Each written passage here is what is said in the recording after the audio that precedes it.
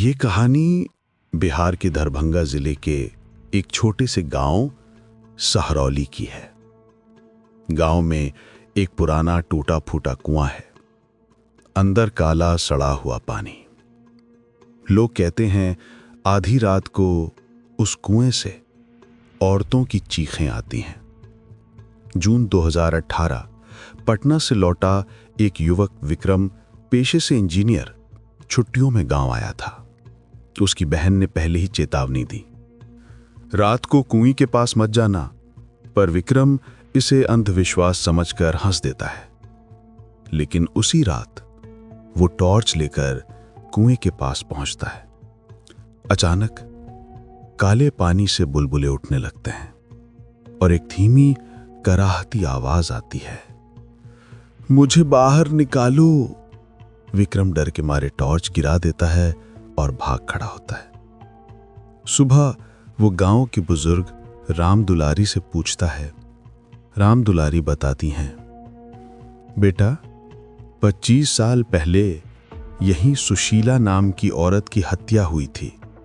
उसे कुएं में फेंक दिया गया था, पर रूपेश या रमेश ने उसे आत्महत्या बताकर मामला दबा दिया। राम दुलारी बताती हैं कि तब से हर अमावस्या की रात उस कुएं से सुशीला की चीखें आती हैं। विक्रम को इस बात पर यकीन नहीं होता, लेकिन उसकी जिज्ञासा और बढ़ जाती है। अगली अमावस्या पर वो कैमरा लेकर कुएं के पास जाता है।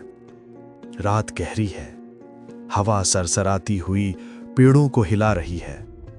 कुछ देर बाद कुएं का पानी अपने आप हिलने लगता है। अचानक पानी की सतह पर एक चेहरा उभरता है। सफेद साड़ी, गीले बाल और दर्द भरी आंखें। और तभी एक कराहती हुई ठंडी आवाज गूंजती है, मेरे कातिल को सजा दो। विक्रम घबरा जाता है, कैमरा वहीं छोड़कर अंधेरे में भाग निकलता है। सुबह जब कैमरा का फुटेज देखा गया तो उसमें कुछ भी नहीं था, सिर्फ हवा की आवाज और पानी की लहरें। लेकिन गांव में यह खबर फैल गई। कुछ अन्य युवकों ने भी कहा कि उन्होंने भी रात में जाकर वही चीख सुनी है। धीरे धीरे वो कुआं पूरे गांव के लिए डर का प्रतीक बन गया। कोई भी वहां रात में नहीं जाता और लड़कियां तो दिन में भी पानी भरने से कतरा जाती हैं। सालों बाद भी सहरौली का वो कुआं खामोश खड़ा है।